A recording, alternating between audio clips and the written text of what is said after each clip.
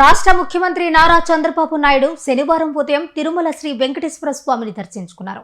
తన మనవడు దేవాంశ్ పుట్టినరోజు సందర్భంగా సతీమణి భువనేశ్వరి, మంత్రి నారా లోకేష్ తో కలిసి ఆలయానికి విచ్చేశారు.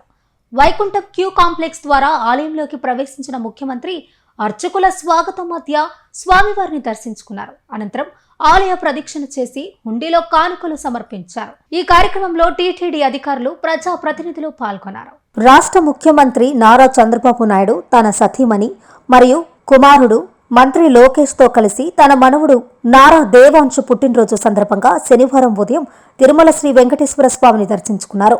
ముందుగా వైకుంఠ క్యూ కాంప్లెక్స్ ద్వారా ముఖ్యమంత్రి ఆలయంలోకి ప్రవేశించారు. మహాద్వారం వద్దకు చేరుకోగానే అర్చకులు ఇస్తికాఫాల్ స్వాగతం పలికారు. ధ్వజస్తంభం వద్ద నమస్కరించిన అనంతరం ఆయన శ్రీవారిని దర్శించుకున్నారు. అనంతరం శ్రీ వకులమాతను ఆలయ ప్రదక్షిణగా వచ్చి విమాన వెంకటేశ్వర స్వామి, భాష్యకారుల సన్నది యోగ నరసింహస్వామి వారిని దర్శించుకుని హుండీలో కానుకలు సమర్పించారు.